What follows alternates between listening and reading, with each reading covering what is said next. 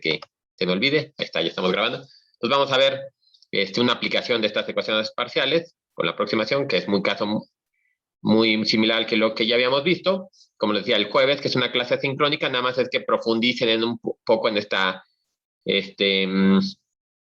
aproximación. Lo dejamos ahorita a primer orden, que será la primera derivada, y el jueves ustedes van a ver lo que sería el teorema de Taylor, o la serie de Taylor, para dos variables, en donde si se fijan, si lo cortan al segundo orden con derivadas de segundo orden, entonces tendría una aproximación a segundo orden, que es una aproximación mejor que lo que estamos viendo, ¿no? Obviamente, como van a ver, a primer orden, o como recordarán, cuando hacíamos una aproximación a primer orden en una dimensión, o con una variable, teníamos una línea recta, ¿no?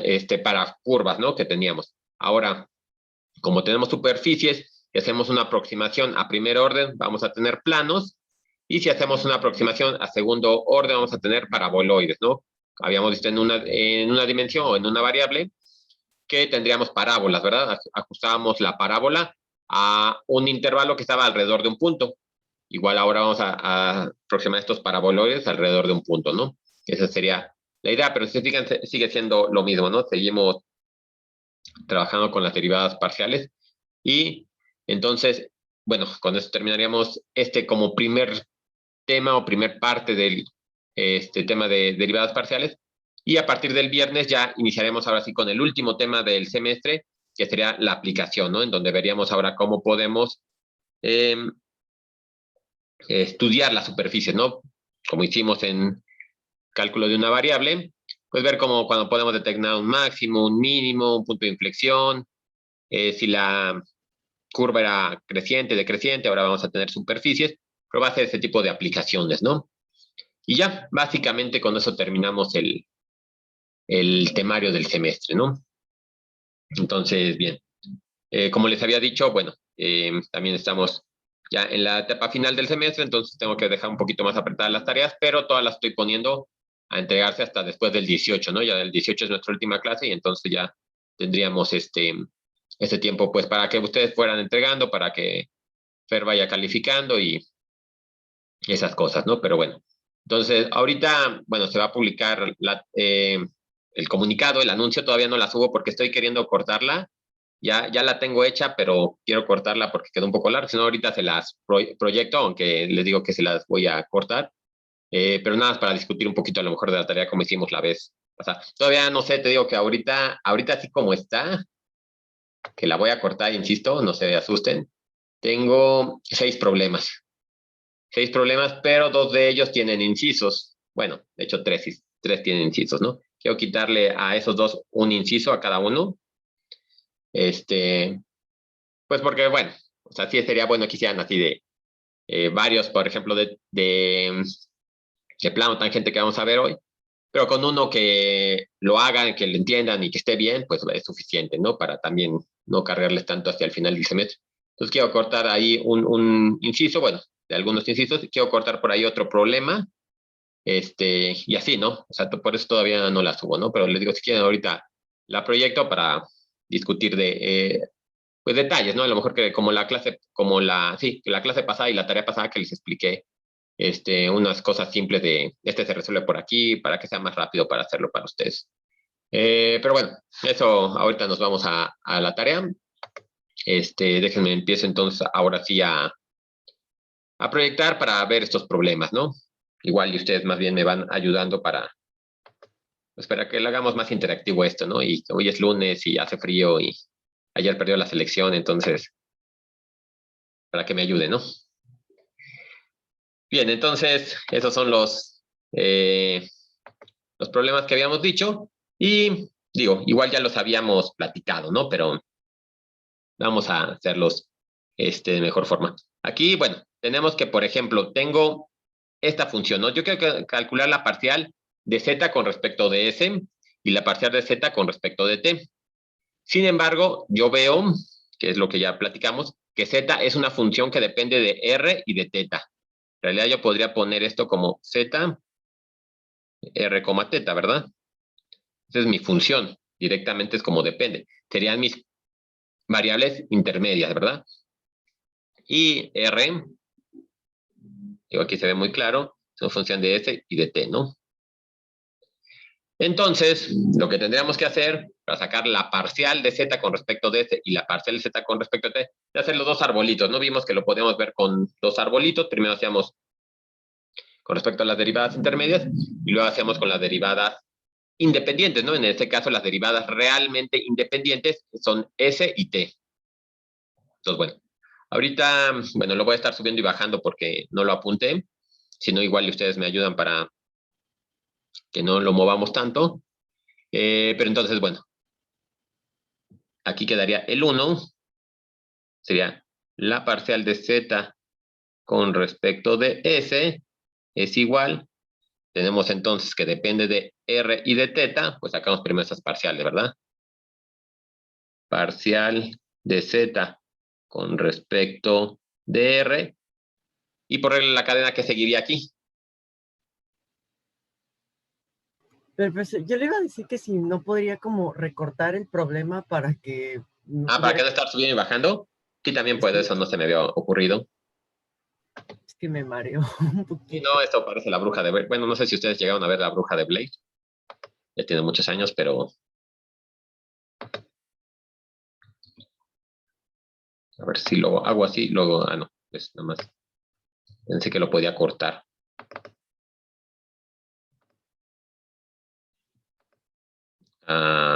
Ya sé cómo hacer. Es que la vez pasada, pues nada, se me ocurrió copiar la imagen. Dije, pues nada más es para mostrarla.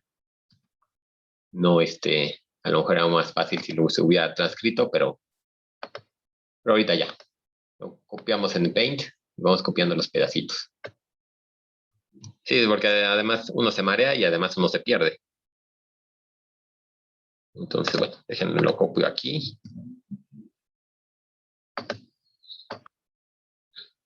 Bueno, si quieren también esto que vamos a escribir ahorita, luego lo voy a poner en el, bueno, en las copias que les pasaré hoy para que queden en orden, ¿no? Porque aquí va a quedar así a lo mejor un poco repetitivo, pero luego lo arreglo, ¿no? Ahorita nada más para no tardarme más en mover todo y así, y y que lo puedan hacer. Entonces, bien, ya tenemos ahora sí toda la información junta. Entonces tenemos mi función z, que depende de r y de teta. Lo vuelvo a poner aquí, que sí era importante eso. Y nada más para ponerlo un poco más explícito, que esto es así, ¿no? Teta sería igual, ¿no? Entonces, ahora sí, para sacar la parcial de z con respecto de s, primero saco la parcial de z con respecto de r, que yo sé que es una de sus. Y entonces, por regla de la cadena, aquí que seguiría. La parcial de R respecto de S. Exactamente, ¿verdad? Entonces, ahora tenemos que ver, estamos viendo aquí cómo cambia z con respecto a los cambios de r, pero ahora necesito ver cómo cambia r con respecto al cambio de s, ¿verdad? Y lo ponemos como parcial, porque r depende de dos variables también, ¿verdad? Y exactamente sería, ya lo hicimos para r, faltaría también checar en la otra dirección, ¿verdad? Parcial de z con respecto de teta, y queremos ver ahora cómo cambia teta con respecto de s. Y entonces ahora sí, ¿cómo quedarían esas derivadas? Bueno, esas parciales. Entonces me queda la parcial de z con respecto de r. Digo, voy a hacer esta, ya el con respecto de t lo dejamos para que ustedes lo terminen. Entonces, por si hay duda aquí, entonces sacamos la derivada de z con respecto de r. ¿Cómo me quedaría eso? ¿Cuánto queda eso? Da igual, ¿no? Exactamente, ¿verdad? Porque coseno de teta lo sacamos porque es una constante y la derivada del exponencial de r con respecto de r es la exponencial de r, ¿verdad? Entonces me queda e a la r coseno de teta. Lo voy a poner con paréntesis a ver si queda más explícito bueno, si alguien necesita estudiar después. Y luego la parcial de r con respecto de s. Entonces sería este de aquí. Entonces, pues fácil, ¿verdad? Es con respecto de s. Saco t porque t es la constante y la parcial de s con respecto de s es 1, ¿verdad? Entonces nada me quedaría t. Más, ahora la parcial de z con respecto de teta. En este caso, e a la r es la constante, la sacamos. Y la derivada del coseno de teta con respecto de teta. Entonces me va a quedar, cuando pongo el paréntesis, E a la R que sacamos por menos seno de teta. Por la derivada de teta con respecto de S, ¿no? Este es un poquito más complejo. Entonces díganme ustedes cuánto es la derivada. Digo, las otras me las avento yo porque eran las difíciles, estas se las dejo a ustedes. Que también tenemos ahí una composición, ¿verdad? Entonces tendríamos que hacer, esto lo puedo ver, a lo mejor para que quede más claro para algunos. S cuadrada más T cuadrada a la 1/2. Igual, ¿no? Hacemos la derivada de la función externa por la derivada de lo de adentro, ¿verdad? Entonces, bueno, lo voy a ir Pero escribiendo. queda S sobre raíz de S cuadrada más T cuadrada. Ok, entonces ya lo tienes esto. Exactamente, ¿no? Aquí nos va a salir un medio, aquí nos queda un 2, entonces ya nada más podemos poner S entre la raíz de S cuadrada más T cuadrada, ¿verdad? Ahí, bueno, si a alguien le quedaba un poco de duda en esto, pues bueno, lo hace con calma o me puede decir y lo hacemos sin problema, ¿no? Entonces les digo, nada, sale el 1/2 de esto de acá a la menos 1/2 por la derivada de lo de adentro, esto es 0 y nada, me queda 2S, ¿verdad? Por eso es que se me van los dos y ya, ¿no? Y bueno, aquí ya nada, nos faltaría hacer un poquito de álgebra para simplificar, pero creo que no hay mucho problema, ¿no? Digo, aquí en este primer término no se puede simplificar gran cosa. Aquí en este caso, si en todo caso nada más ponerlos todos dentro de la misma fracción y poner el signo menos explícito acá, cositas ahí, detalles, ¿no? Pero que sí, por ejemplo, en un problema de la tarea, pues sí les pediría que los hiciera, ¿no? Para que sea más simple de ver para Fernanda, que no se vaya a confundir de que vea aquí un más y ya no vio este menos de acá y piense que lo pusieron ustedes como positivo la derivada, no sé, detalles así que sea más fácil para ella calificar. Entonces, ahí sí les pido que lo hagan acá, pues no lo voy a hacer pues porque no creo que sea tan necesario ahorita para entender, ¿no? Lo que hicimos, ¿no? Lo que sí voy a poner es la otra parcial, nada más para que quede claro, pero las cuentas sí se las dejo a ustedes sacar. Entonces aquí quedaría la otra, la parcial de z con respecto de t. Ahora vamos a sacar con respecto a la otra variable y es exactamente lo mismo, ¿verdad? Parcial de z con respecto de r que ya tenemos, parcial de r con respecto de t. De hecho es muy sencilla hacerla, ¿verdad? Todos son iguales. Parcial de z con respecto de teta por la parcial de teta con respecto de t. Y este es igual. En este caso, bueno, no es cierto, no. No, sí. Me queda e a la r coseno de teta por s más, bueno, de hecho aquí ya lo puedo hasta ir simplificando. Digo, pues es que lo hice porque pues, me di cuenta que estaba bien sencillo. Menos e a la r seno de teta, eso sí lo voy a dejar separado para, bueno, si alguien luego lo quiere revisar. Y aquí pues sale ahora la otra, ¿no? Entonces me va a quedar t entre la raíz de s cuadrada más t cuadrada. Ya nada, se los dejo que lo simplifiquen. Entonces sería el caso de sacar las parciales, ¿no? Está realmente, pues como ya habíamos discutido, relativamente sencillo, nada más hay que tener cuidado. Digo, lo más complicado de esto es tener cuidado de quién es el que ahora es constante y con respecto a quién estoy derivando, ¿verdad?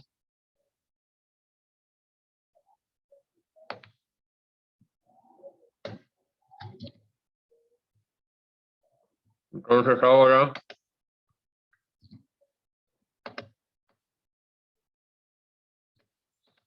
vamos a ver el segundo, ¿no? Nada más digo, hacemos solo los primeros tres y ya creo que no hay problema.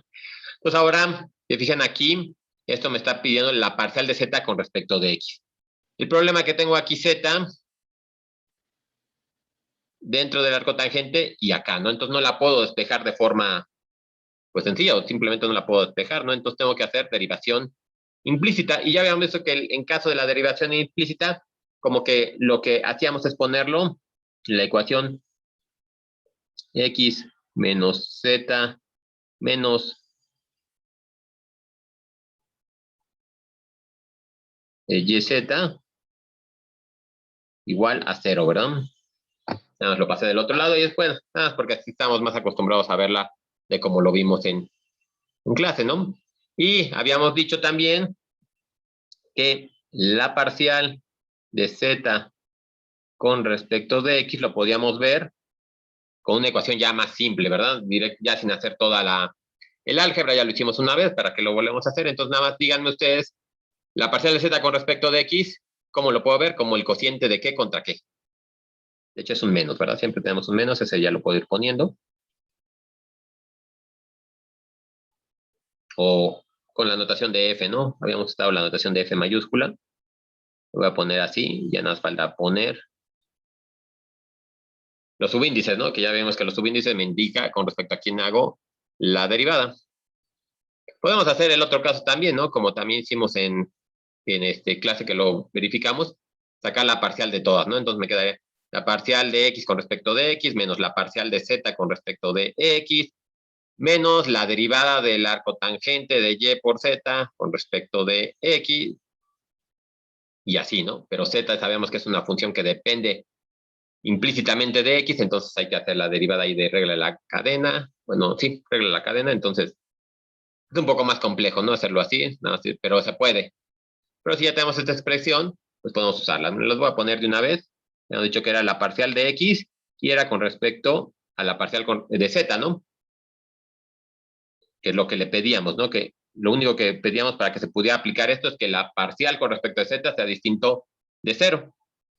Y ya. Vamos a sacar las parciales. Entonces, la parcial de f con respecto de x es igual a la parcial de una más para que quede claro o más explícito quién es f mayúscula. Si no se acuerdan de lo que vimos en clase, me queda x menos z menos y por z.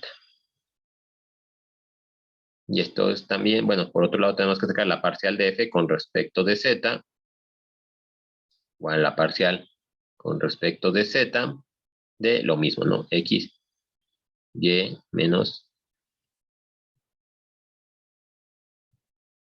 yz. Realmente aquí ya estamos sacando parciales, ¿verdad? Aquí, como la teníamos así, pues no sabíamos cómo dependía. Aquí ya tenemos directamente las parciales de esta función f mayúscula, pues ya podemos aplicarla directamente, ¿no? Entonces, bueno, creo que la primera no tiene mucho. Es 1, ¿no? Exactamente, ¿no? La primera no tiene mucho problema. Hagamos la parcial de x con respecto de x, esto me queda 1. La parcial de z con respecto de x, aquí ya lo estamos viendo como parciales, pues entonces esto es 0. Y todo esto es 0, ¿no? Entonces esta me va a quedar 1, ¿no? Es la que era sencilla, ¿no? Ahora nos vamos la parcial de f con respecto de z. Este tiene un poquito más de complejidad. Si quieren ahorita, primero nada más díganme cuánto es la parcial y ahorita les voy a preguntar, nada más como haciendo memoria, cómo sacaban la derivada del arco tangente, ¿no? Entonces aquí me queda, por ejemplo, la parcial de x con respecto de z es 0, menos la parcial de z con respecto a z me va a quedar menos 1, menos, está explícito el signo aquí, la parcial de z, digo, la parcial del arco tangente de y por z entre, con respecto de z, perdón, cómo me queda la expresión y ahorita ya me dicen si quieren, bueno, ahorita discutimos de dónde sale, ¿no? Pero nada más ahorita tener aquí como que va un 1 de la parcial del arco tangente me queda 1 entre, ¿qué cosa? Y luego ya por la derivada de lo de adentro. La derivada de lo de adentro pues es y nada más, ¿verdad? Lo de abajo sería 1 más y cuadrada z cuadrada. Exactamente, ¿verdad? Entonces aquí teníamos 1 más y cuadrada z cuadrada. Y como les decía, ¿no? Aquí una pequeña paréntesis. Si yo tengo que y es igual a... Ahí déjenme lo pongo acá.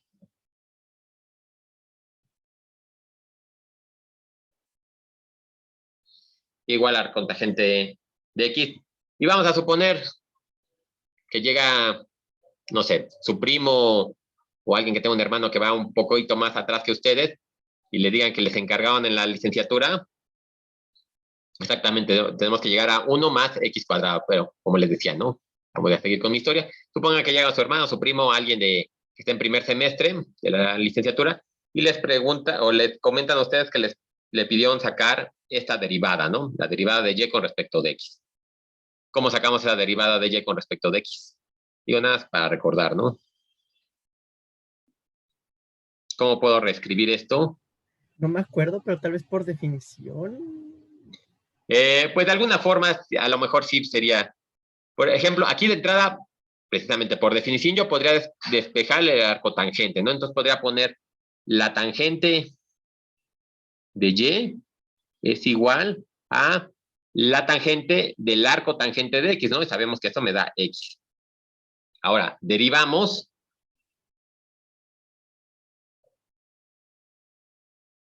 Entonces me queda la derivada de la tangente de y. ¿Cuánto vale la derivada de la tangente de y? Bueno, yo sé que es lunes. Secante cuadrada. Exactamente, ¿verdad? Entonces me queda secante cuadrada de y, pero obviamente yo sé que y depende de x, entonces me queda por la derivada de y con respecto de x. Y esto es igual a la derivada de x con respecto de x, pues eso me queda 1, ¿verdad? Entonces, esto de aquí yo lo puedo escribir como de y en dx igual a 1 entre la secante cuadrada de y. Obviamente, yo estoy trabajando con x, no quiero seguir trabajando con y, ¿verdad? Quiero seguir, regresar a mi x, ¿no? Entonces, utilizamos esta sustitución o este cambio que hicimos aquí para hacer nuestro triangulito, ¿no? Entonces, por ejemplo, lo voy a poner donde lo pongo acá, que no ocupe mucho espacio. De esta sustitución que tengo aquí, ¿cuánto valen los catetos? De esta.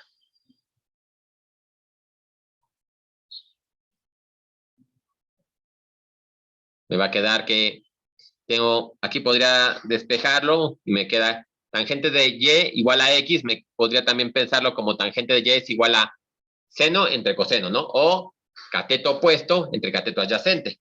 Entonces el cateto opuesto tiene que ser x, ¿verdad? El cateto adyacente tiene que ser 1 y la hipotenusa ya tengo que es 1 más x cuadrada y la raíz de eso, ¿verdad?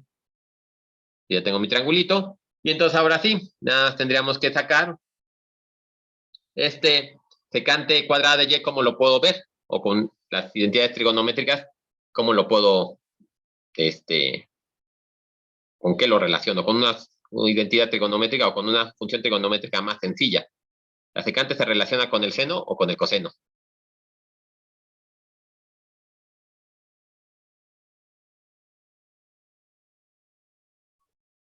Coseno. Con el coseno, ¿verdad? Entonces, tendría que la secante es 1 entre coseno. Entonces, esto es igual al coseno cuadrado de y. Vamos a sacar con el triangulito el coseno, ¿verdad? Entonces, el coseno de x, digo, por esta notación que tengo aquí, el coseno no es cierto. No puede ser de x, ¿verdad? El coseno de teta, vamos a ponerlo de forma general. Entonces me quedaría esto entre porque es lo que va el coseno, ¿verdad? El cateto adyacente, aquí tengo teta. Entre la hipotenusa. 1 más x cuadrado, ¿no? Y ya, entonces exactamente, entonces esto sería igual a 1, bueno, 1 al cuadrado entre lo de abajo al cuadrado. Entonces me queda 1 más x cuadrada, ¿verdad? Entonces ya directamente tengo que la derivada de y con respecto de x es 1 entre 1 más x cuadrada. Digo, esto ya lo habíamos checado siguiente clase, pero digo la siguiente clase, la clase pasada, bueno, hace muchas clases. Pero entonces aquí y de sale exactamente tenemos el coseno cuadrado, entonces digo la x cuadrada, perdón, y de ahí sale este de aquí, ¿no? Que es el argumento, lo que yo tenía en el argumento lo puse al cuadrado, y ahora lo que tengo en el argumento que es y por z, me queda y cuadrada por z cuadrada, ¿no? Y ya, directamente entonces ahí tendría mi parcial, entonces me va a quedar menos 1 menos y entre 1 más y cuadrada z cuadrada. Obviamente eso me conviene. Como voy a hacer el cociente ahorita, lo voy a hacer aquí. Bueno, ya me fue un poquito desordenado. Déjenme lo pongo acá. Pero como voy a hacer este cociente ahorita, pues me conviene... me conviene reescribir esta para que sea más fácil, ¿no? Que quede todo en términos de una sola fracción.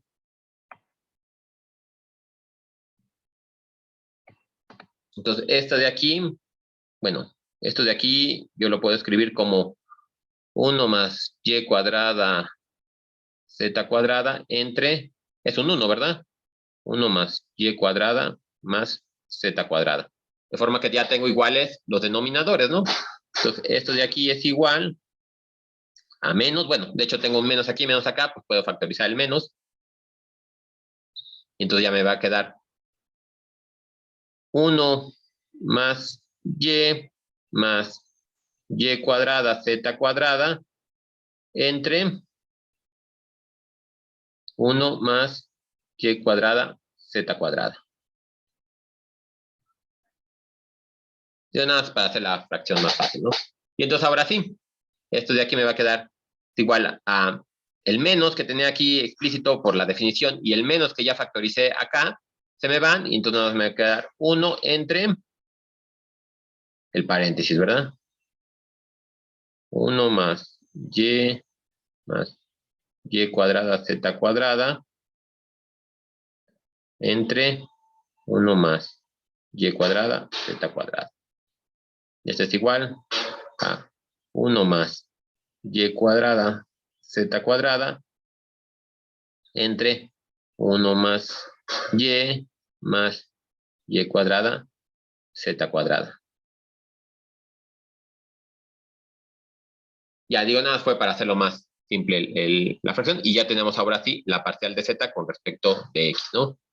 Entonces está también sencilla. Esto de aquí, lo que tengo escrito a la derecha, nada fue como un paréntesis para recordar la derivada, pero directamente en este paso ya hicimos la derivada, ¿verdad? Fue realmente bastante rápido. Derivamos la primera, bueno, la de arriba, derivamos la de abajo simplemente, y ya, nada más hacemos el cociente de ellas. Se puede obtener de una forma muy rápida la parcial con respecto de x de una función que no se puede despejar o de una derivada implícita parcial. Bien, hacemos el último rápidamente ya para que no nos ocupe tanto tiempo, porque sí quiero poner la definición al menos del plano.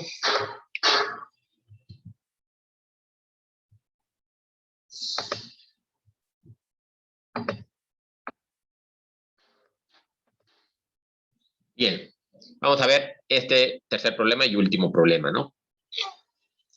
Bueno, antes de pasar a esto, porque también, digo, por más prisa que pueda uno tener, es importante que queden bien. ¿El 1 y el 2 quedaron claros o hay alguna duda de algún paso que quedó por ahí?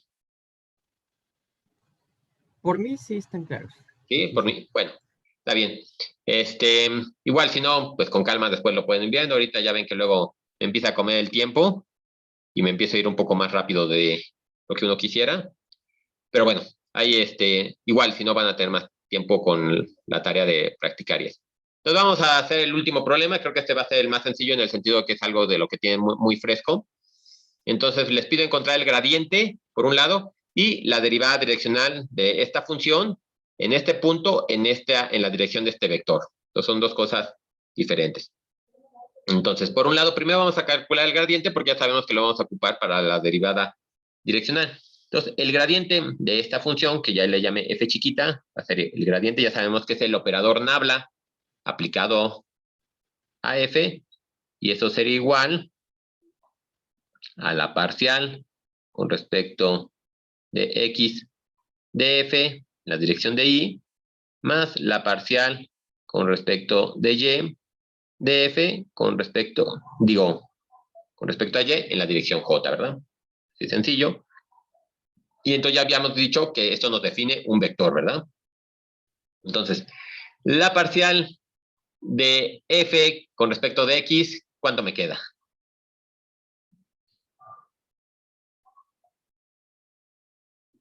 La derivada de 1 es 0.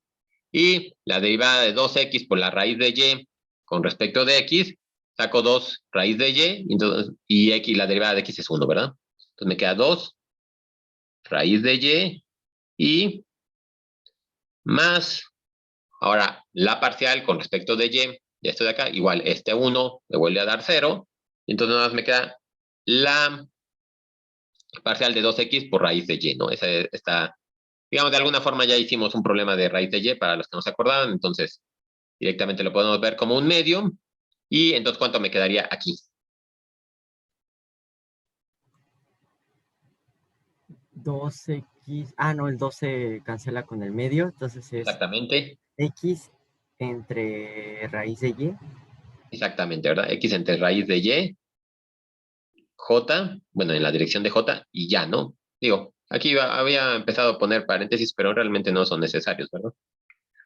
Entonces, ahí tenemos el gradiente directamente, ¿no? No hay mucho problema, y es un vector. Nosotros podemos evaluarlo cualquier dirección, y sabemos que eso va a ser importante, sabemos que este vector nos está diciendo la dirección de máximo cambio, ¿verdad?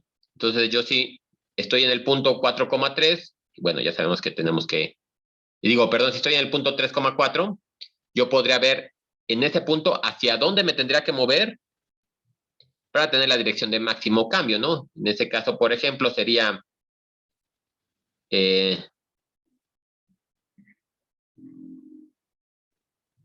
unas para que quede claro, máximo.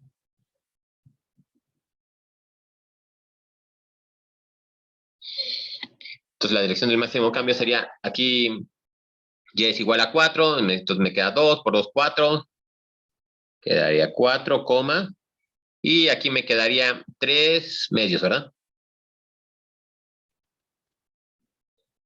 Entonces, partiendo de este 3,4, yo me tendría que mover en la dirección de este vector 4,3 medios para obtener la dirección de máximo cambio. Y ya sabemos que el máximo cambio también lo podemos determinar si sacamos la magnitud de este vector. Vamos a dejarlo hasta ahí porque, bueno, no es algo que me esté pidiendo ahorita el problema, pero por unas cosillas que al rato les preguntaré en la tarea, quería volver a dejarlo explícito, ¿no? Pero bien, ya tenemos el gradiente, y entonces ahora la derivada direccional. ¿Cómo se define? Ahorita, por definición, la derivada direccional, ¿no? Ya para que con eso ya tenemos todo lo demás para hacer. Entonces, este sería como el inciso 1, este sería el inciso 2, y nada, díganme la formulita que ocupo y ya, lo demás ya es muy, muy sencillo. ¿Cómo defino entonces la derivada direccional? Ya que tengo definido el gradiente, ¿no? En esta dirección. Esto es B, ¿no? Vamos a llamarle B. Como siempre, para que después podamos utilizar la otra letra. Entonces, va a ser el gradiente de F, evaluada obviamente en el punto, producto escalar, el vector unitario, en la dirección que me interesa, ¿verdad? Yo lo que quiero ver, ya tengo hacia dónde cambia lo máximo la función o la superficie, lo que estuviera ocupando, ¿no? Entonces quiero ver su proyección de ese cambio hacia la dirección que me interesa. Entonces, para saber esa proyección, ya sabemos que utilizamos el producto escalar sobre el vector unitario. Queremos que sea unitario para que solo nos dé la dirección y no nos aporte componente de magnitud. Entonces, necesitamos ocupar, bueno, tenemos entonces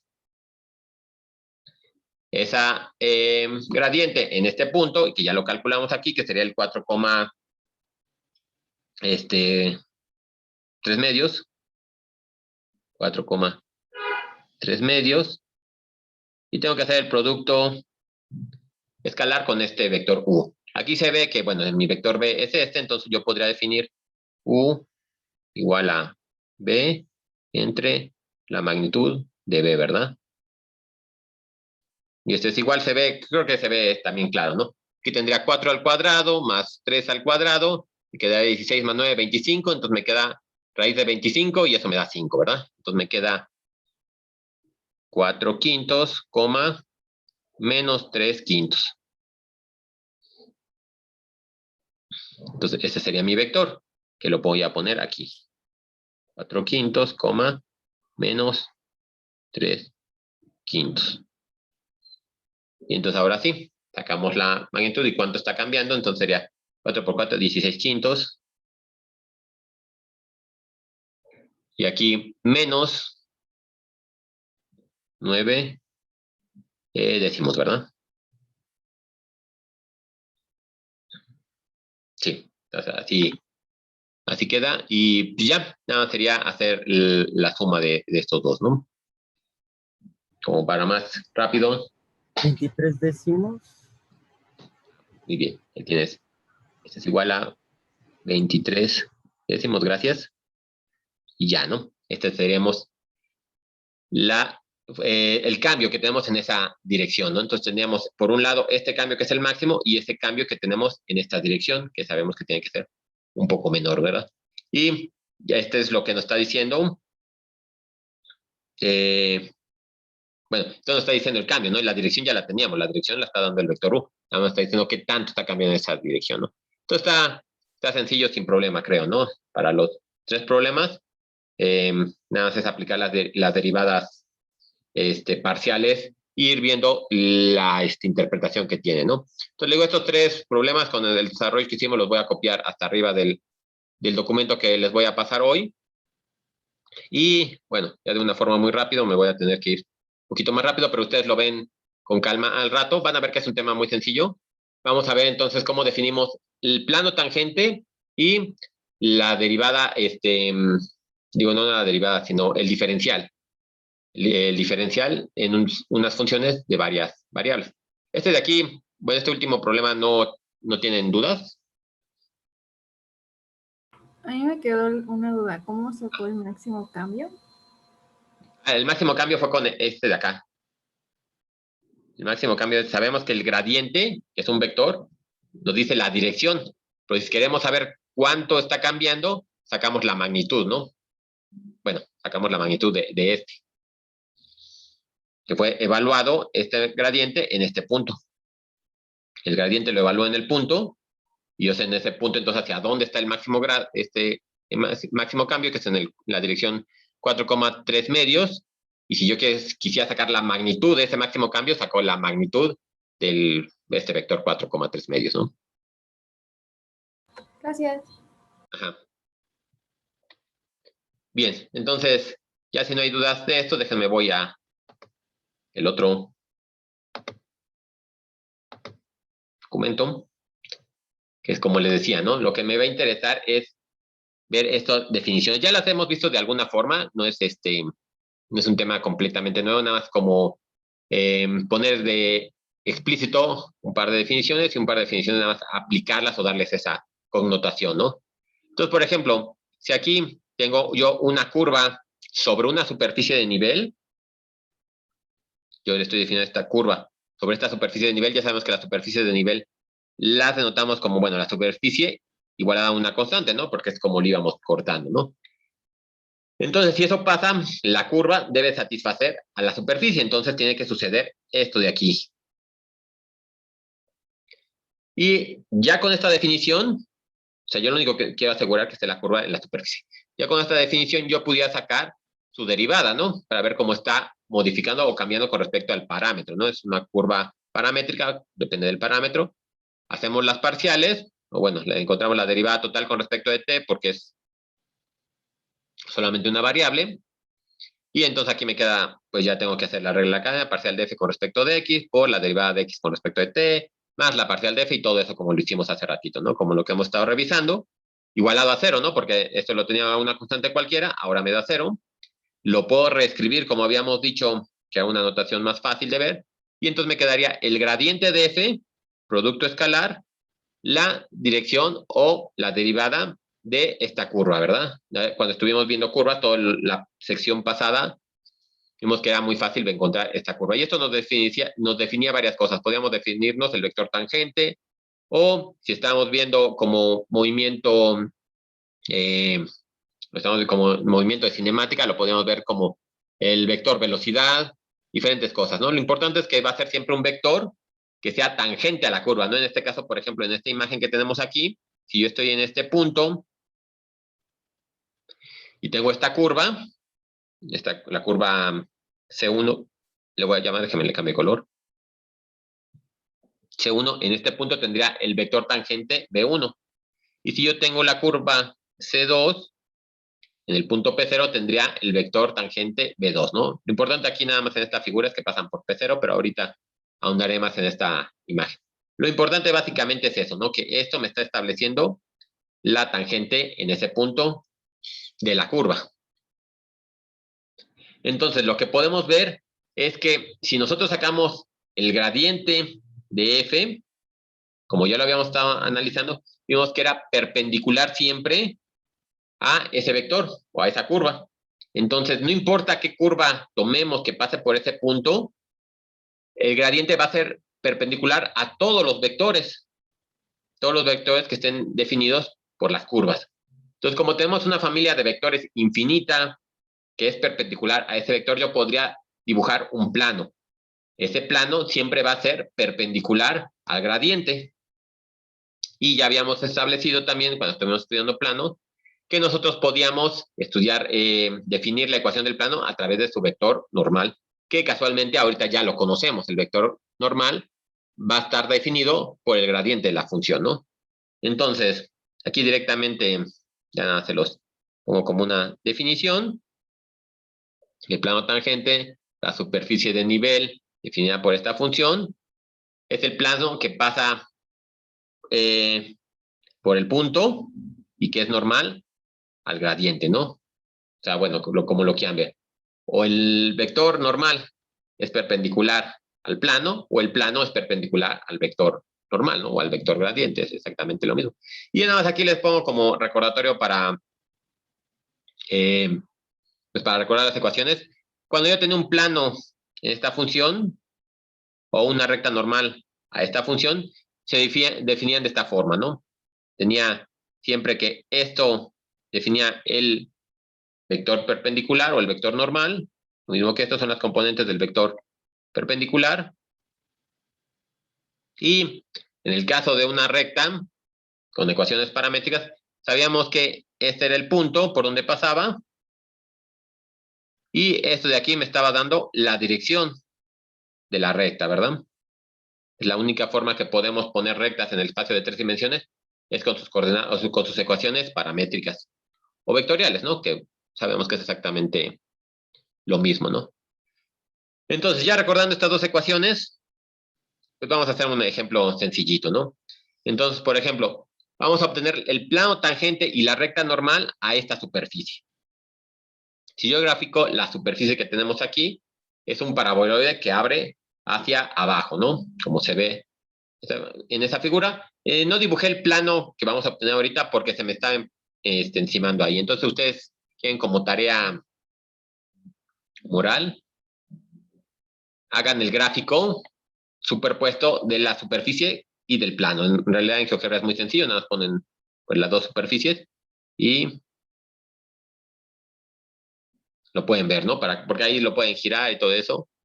Sí he pensado, pero luego siento que va a ser mucho relajo de comparto ahorita mi GeoGebra, lo hacemos la superficie y luego me regreso y va a ser mucho, pero sería interesante que sí pudieran ver, que pudieran rotar esta superficie y ver que sí la va a tocar en un punto, ¿no? Para verificar que todo lo que hacemos, si es en verdad lo que nos está dando el plano, que solo toca a la superficie en un punto, ¿no? Entonces, por eso sí inténtenlo hacer, ¿no?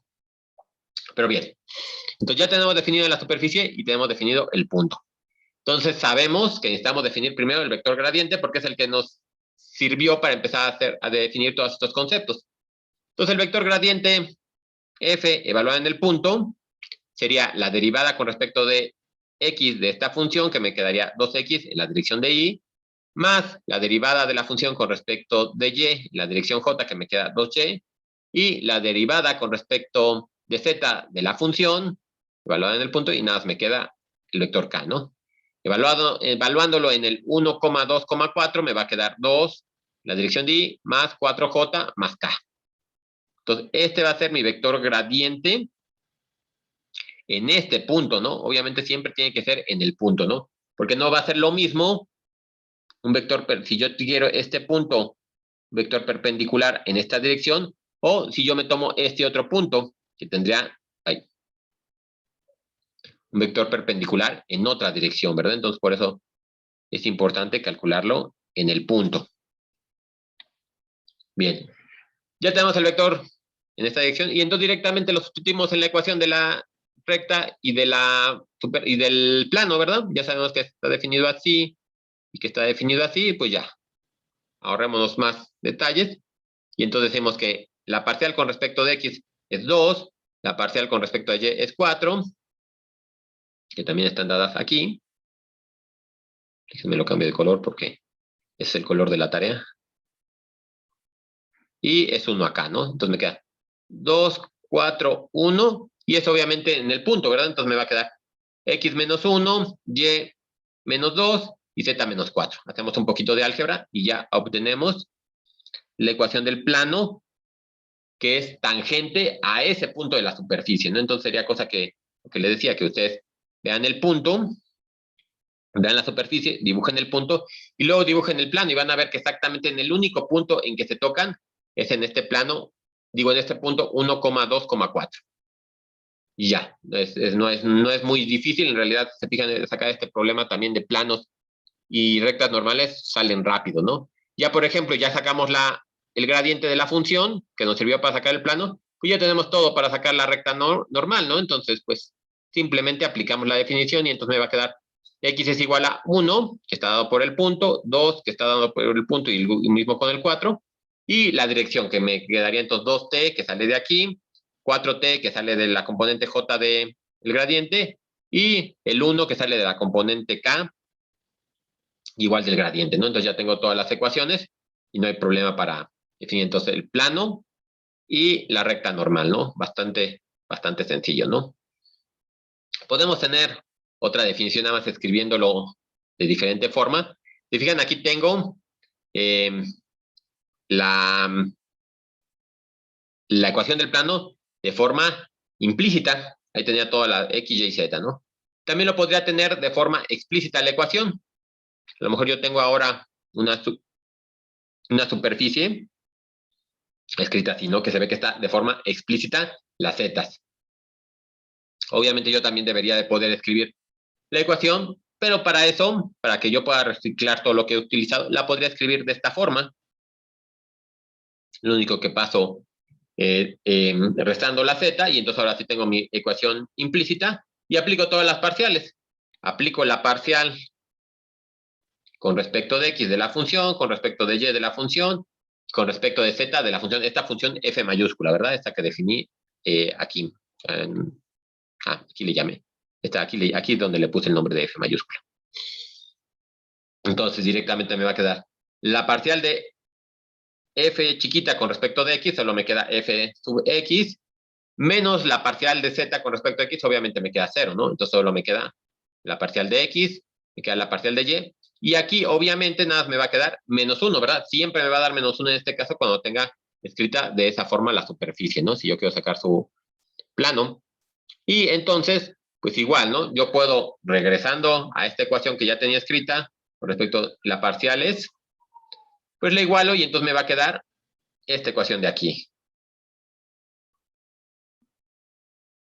Y va a ser exactamente lo mismo para encontrar el plano tangente, ¿no? Por ejemplo, si ahora tengo escrita la superficie así, que se ve que está escrita de forma explícita, tengo z igual a una función que depende de x y de y exclusivamente, quiero encontrar el plano tangente en el 0,0, para más sencillo.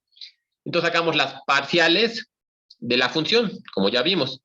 Entonces la parcial de la función chiquita con respecto de x evaluada en el punto 0,0 es la parcial de x coseno de y con respecto de x, nada más me queda coseno de y. Menos y exponencial de x, ¿verdad? Que hoy ya me las voy a aventar rápido porque creo que no hay mucho problema. Si en alguna derivada parcial se pierde, me dicen y la revisamos, ¿no? Pero bueno, tengo esta derivada coseno de y menos y e a la x evaluada en P0, que es el 0,0, y entonces me va a quedar coseno de 0 es 1, y por esta y que tengo aquí multiplicado me queda 0 aquí, ¿no? Entonces me queda directamente que la parcial es 1, la parcial con respecto de y me va a quedar menos x seno de y, menos e a la x, y eso evaluando en el 0,0, me va a quedar 0, y ahora menos 1 acá, ¿no? Entonces me va a quedar ahora la parcial igual a menos 1, Y la de z ya la conocía, ¿verdad? Siempre era menos 1, entonces directamente la sustituimos. Me queda 1 que multiplica a x menos 0, menos 1 que multiplica a y menos 0, y menos 1, que ya lo tenía explícitamente, que multiplica a z menos 0, ¿no? Entonces directamente el plano queda escrito de esta forma, ¿no? Entonces directamente así podemos sacar los planos de cualquier superficie que tengamos, ya sea una superficie implícita, que tengamos la z inmersa en la superficie, o que la tengamos escrita de forma explícita, directamente igual, ¿no? Es la misma metodología, nada más que aplicamos ese menos 1 ahí. Creo que no hay mucho problema con eso. Vamos a ver un problema un poco más complejo, con un poco más de chiste. Fíjate, en realidad lo que hemos revisado aquí solo es aplicación, está realmente muy sencillo, nada más es ponerlo explícito, ¿no? De que se puede poner el plano. Vamos a suponer, por ejemplo, ahora que tenemos estas dos superficies, sabemos que esta de aquí es un cilindro. La ecuación podría quedar x cuadrada más y cuadrada igual a 2, es un cilindro de radio 2. Y tenemos este plano, el plano x más z menos 4, y los dos están intersectando. Si yo el cilindro lo atravieso con el plano, se ve que se me forma una elipse por donde le está cortando, ¿no? Y lo que nos va a interesar es encontrar las ecuaciones paramétricas de esta elipse que le estoy llamando E, ¿verdad? Y va a ser, obviamente, la recta, bueno, las ecuaciones paramétricas de la recta tangente, que es lo que estamos revisando ahorita, en este punto, ¿verdad? Entonces, si se fijan, así nada más analizando por separado las superficies, si yo saco el vector gradiente de f, me va a dar un vector perpendicular a la superficie definida por este vector, ¿no? Digo, por esta ecuación. Obviamente, como tengo un cilindro, los vectores gradientes siempre van a estar apuntando hacia afuera, que sería este vector que tengo aquí escrito. Está hacia afuera de las paredes del cilindro. Si saco el gradiente de la superficie G, definida por G, que es un plano, pues voy a obtener igual una vector que es perpendicular al plano. Y si se fijan, ahora, si yo quiero sacar la recta tangente a la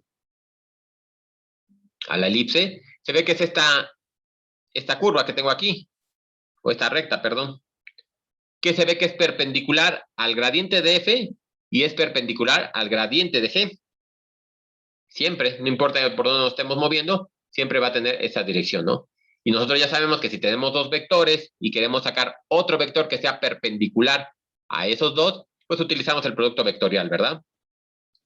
Entonces esa va a ser la idea, ¿no? En el caso que tengo dos superficies, puedo utilizar el producto vectorial para sacar el vector perpendicular. Aquí es importante también ver esto, porque si se fijan, esto lo puedo ver como una restricción, que luego vamos a empezar a estudiar eso, ¿no?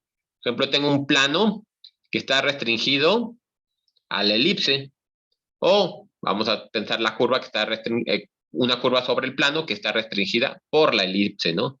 Son las dos formas de que podemos ver, ¿no? Que después vamos a trabajar con estos conceptos de restricciones, ¿no? Pero bueno, esto va a ser más adelante. Ahorita lo que nos interesa es encontrar este vector que depende del producto vectorial, ¿no? Entonces, ya para irme un poquito más rápido, sacamos el gradiente de f, entonces me queda 2x en la dirección de y, más 2y en la dirección de j, evaluada en el punto, me queda 2y más 2j, que saben, el vector es el 1,1, ¿no? Nada más que depende de x y de y. Bien, ya tengo el gradiente de f, sacamos el gradiente de g igual. Nada más me queda la parcial con respecto de x, me queda y, la parcial con respecto de y, me queda, bueno, tendría que sacar todas, ¿no? De y y de z, nada más me queda en la dirección de z de k, ¿no? Aquí, si se fijan, pues sí, tendría todo el sentido del mundo que sea un vector constante, ¿verdad? O sea, el i más k. Porque como tengo un plano, siempre va a ser la misma, no importa cómo me mueva, siempre va a ser el mismo vector perpendicular. No, lo estoy desplazando. Si tuviera ya una superficie diferente, pues sí tiene sentido que vaya cambiando, ¿no? Pero en un plano, pues sí tiene que ser constante. Y entonces, no importa dónde lo evalúe, en qué punto lo evalúe, siempre va a ser el i más k. Bien, ya tengo el vector gradientes de f y de g. Entonces saco el producto vectorial directamente, como estoy en el espacio de 3 dimensiones, como IJK, y me queda 2, 2, 0 y 1, 0, 1. Nada más poniendo las componentes. Y empezamos a hacer las cuentas. En la dirección de I me queda 2 por 1 menos 0, me queda 2. La dirección de J, bueno, me queda menos. 2 por 1, 2, menos 0. Y en la dirección de K me queda 2 por 0, menos 2 por 1, y me queda menos 2, ¿no? Entonces, este vector, yo estoy seguro, por todo lo que ya analizamos en el semestre, que es perpendicular a estos dos. Entonces, como es perpendicular, yo sé que tiene que estar en la dirección de la recta tangente a esa elipse que se está generando, ¿no? Entonces, directamente ya conozco las ecuaciones de la recta, pues solo las sustituyo, ¿no? Tengo la dirección definida por este 2, por este menos 2 y por este otro menos 2, y que pasan por el punto 1,1,3. Ya, bastante sencillo, ¿no? Lo importante aquí, digamos, era sacar los gradientes y ver que para sacar este vector necesitaba sacar el producto vectorial. No hay mucho problema, ¿no? Entonces, básicamente con eso sería todo lo que tenemos de recta tangente, y nos faltaría ver estos diferenciales, ¿no? Vamos a revisar aquí rápidamente, vemos el primer ejemplo, y si quieren ya los demás se los dejo para que lo vayan revisando. En realidad aquí, bueno, ahorita bajo un poquito más la hoja para explicarles, pero si bien aquí estoy haciendo la definición para una variable. En este caso lo estoy haciendo con respecto de ese. Yo voy recorriendo, me voy moviendo con respecto a ese, una longitud de arco, una distancia. Y yo sé que el diferencial, lo que subió o se elevó, o lo que cambió la función, estaba por la derivada y por el cachito que me moví. Obviamente sabemos que mientras más chiquito sea ese cambio o ese paso que estoy dando, va a ser más precisa mi aproximación, ¿no? Esto es para una dimensión. Si lo queremos hacer en más dimensiones, 3 dimensiones, por ejemplo, obviamente en lugar de usar la derivada, pues utilizamos el gradiente. Y yo quiero cambiar, o yo quiero ver cómo está cambiando esta función en la dirección en la que me voy a mover, ¿no? Entonces, obviamente, me voy a mover un cachito delta de S en la dirección del vector U. Entonces, me interesa ver, por eso la derivada direccional, ¿no? Yo quiero ver, me voy a mover para acá un paso. Entonces, ¿cuánto cambió la superficie? ¿Subió mucho? ¿Subió poquito? ¿Qué sé yo? No cambió. Pero entonces va a depender de qué tan grande es el paso, ¿no? Y en qué dirección me mueva. Por eso es que la diferencial de la función está dada por la derivada direccional y el incremento que hice, ¿no? El tamaño. Y bien, ¿no? Entonces, un ejemplo para revisarlo. Entonces, por ejemplo, si yo tengo esta función que depende de x, y y z, definida por y seno de x más 2y z, y quiero ver a partir del punto, a partir de este punto, se mueve vamos a decir que se mueve una unidad de 0.1 unidades en la dirección que va desde P0 a P1. Es decir, yo parto del punto P0 y me voy a mover hacia P1, pero solo me voy a mover un pedacito de 0.1, ¿no? Un pasito muy chiquito. Quiero ver cuánto cambió la superficie.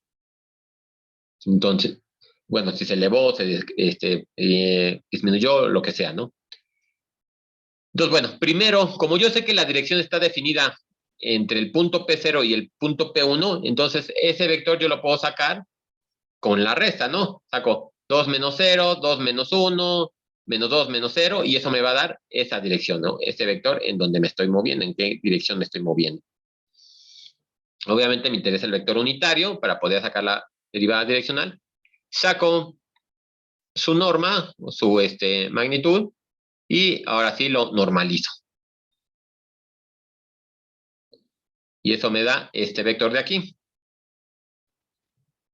Y entonces ahora sí, ya que tengo la dirección, vamos a ver el gradiente. Sacamos el gradiente de la superficie, lo que tampoco tiene mucha complicación.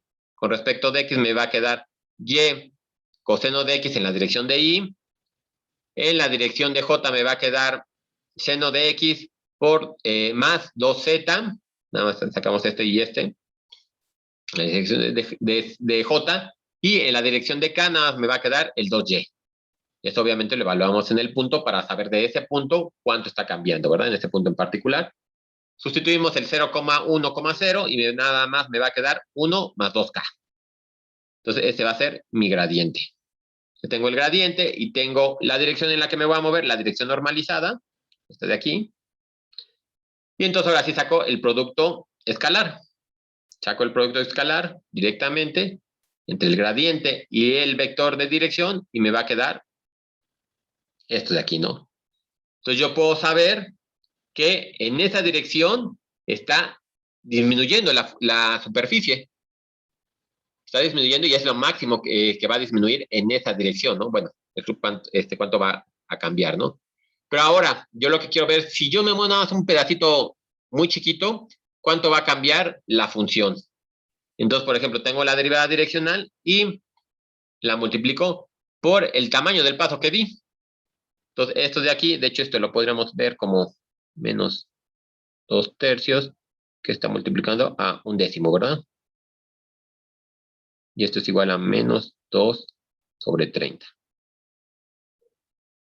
Pues obviamente, como me voy un paso muy chiquito de alrededor de este punto, bueno, del punto P0, entonces lo que va a disminuir es muy pequeñito, ¿no?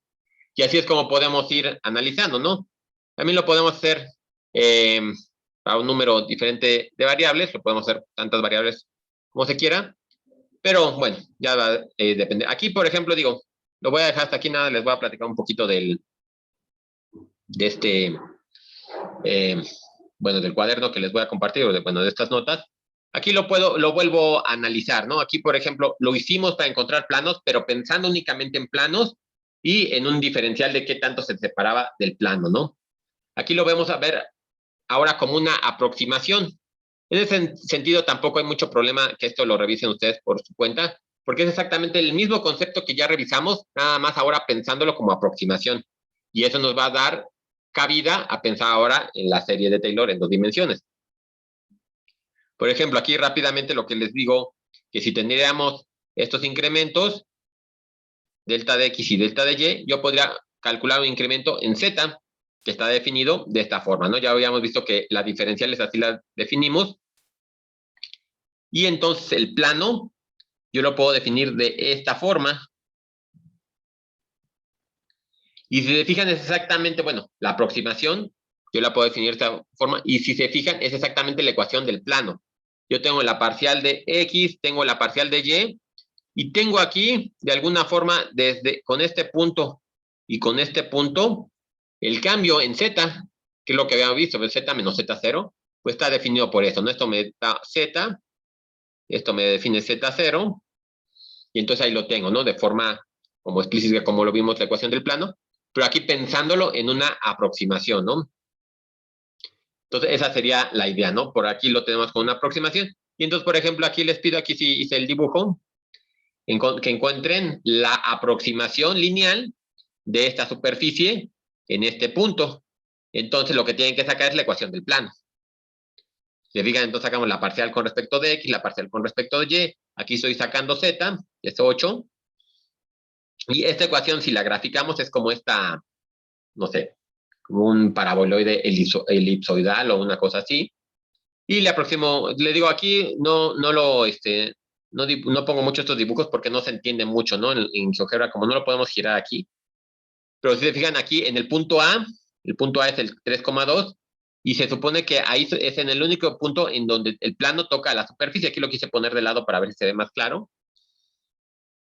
Entonces ahí está, ¿no? Pero y si grafican esta superficie que tenemos aquí y el plano al que están llegando, digo, ya revísenlo con calma, estas ecuaciones que tengo aquí, es exactamente lo mismo que ya hicimos en el problema pasado. Llegamos a esa ecuación del plano, que es la aproximación lineal de esta superficie, y nada más lo toca en ese punto. Y exactamente es todo el mismo procedimiento, simplemente lo estamos pensando de otra forma, ¿no? Obviamente, aquí lo que les pongo, por ejemplo, como ya lo estamos pensando como aproximación y no como plano, queremos ver qué tanto se acerca a la realidad, porque a lo mejor yo tengo un problema que tengo que resolver evaluando estos puntos.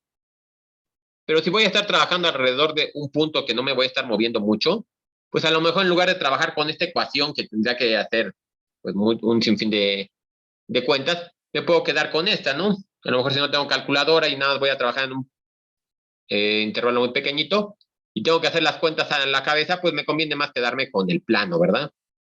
Pero obviamente yo sé que voy a tener un pequeño error. Entonces, si bien a lo mejor puedo trabajar con esta aproximación, lo que sí va a ser muy importante es que yo pueda cuantificar el error, que yo te diga, bueno, sí, es una aproximación, pero tienes un error menor al tanto por ciento, ¿no? O a tanta distancia, ¿no? Y eso es lo que nos va a permitir aceptar o no una aproximación, ¿no? En física siempre se hacen aproximaciones, pero podemos cuantificar el error y decimos, ok, me da una representación de la realidad en esta aproximación, ¿no?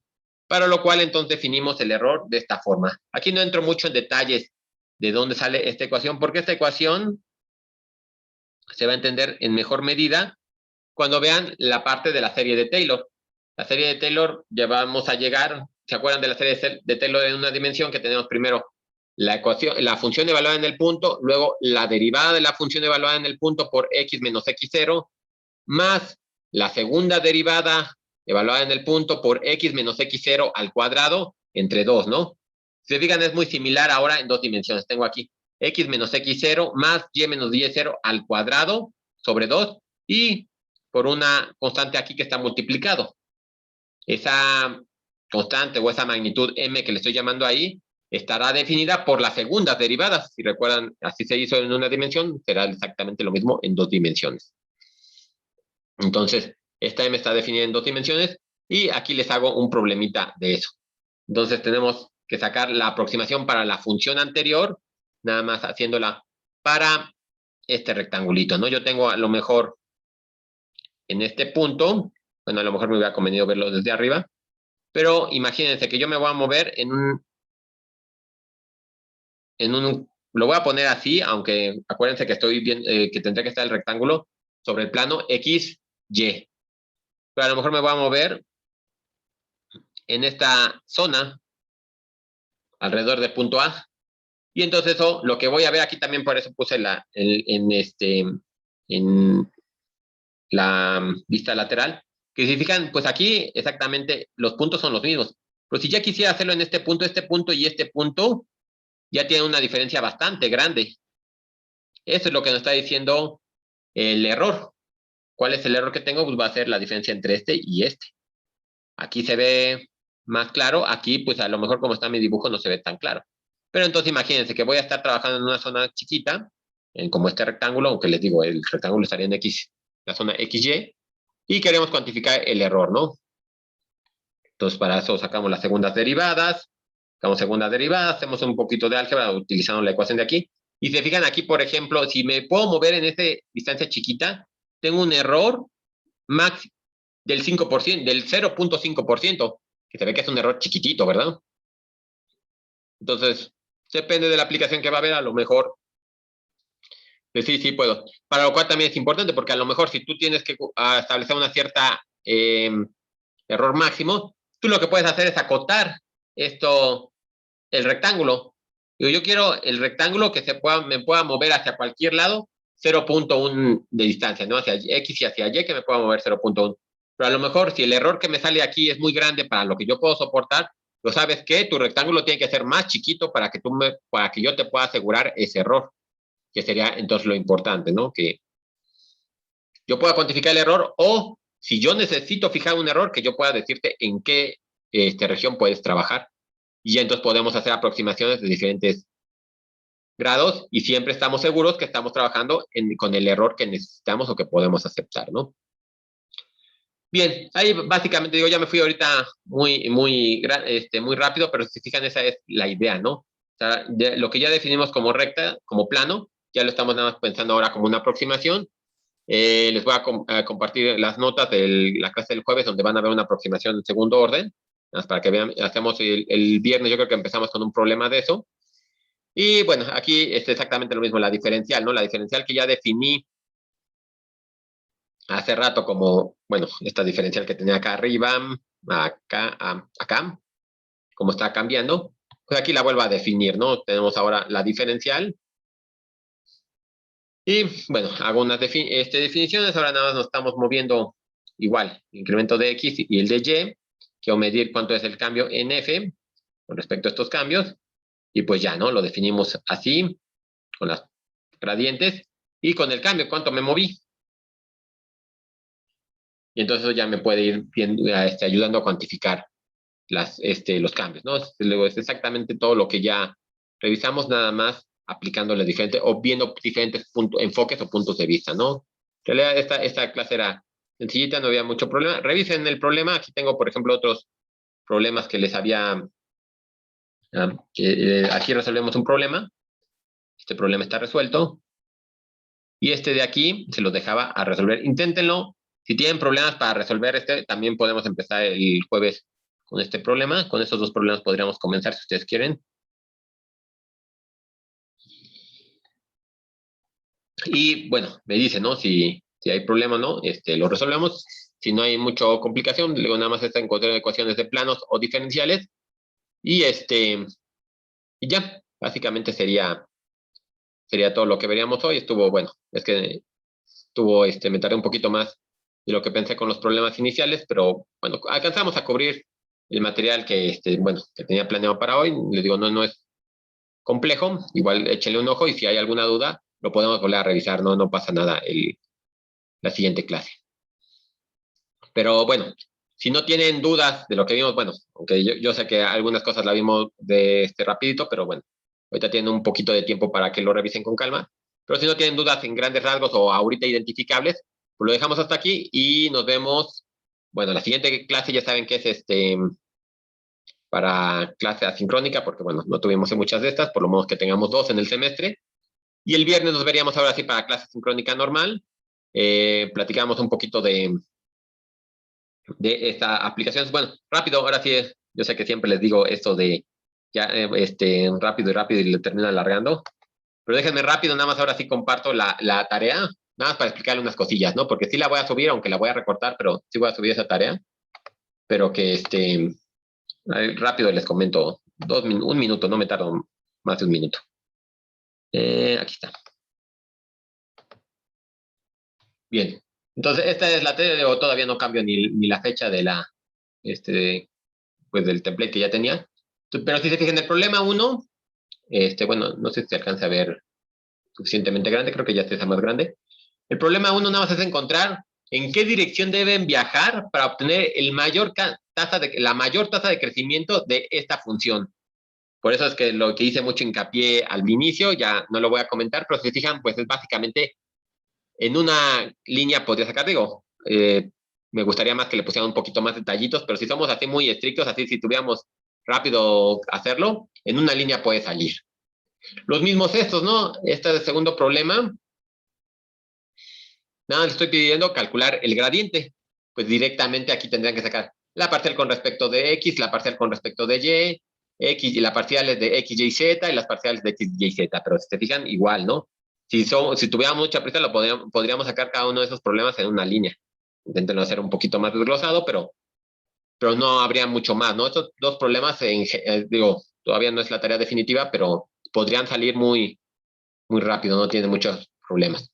Y luego, el problema 3, digo, estos son los que tienen incisos, que quiero también quitarlos. Bueno, todos estos tienen incisos, pero quiero quitar incisos. Nada más a sacar el plano tangente y la recta normal. Pero como lo que vieron, o lo que ya vimos aquí, sacando el plano tangente ya tienen todo para sacar la recta normal, toda la información. Entonces, y nada más tienen que sacar derivadas parciales. También directamente ya saben cuál es la ecuación del plano. Simplemente sustituyen las ecuaciones, las derivadas parciales, ¿no? Entonces, tampoco tiene mucho problema. Déjenme salto el 4, porque bueno, después lo podríamos platicar. De aquí es encontrar el diferencial de Z.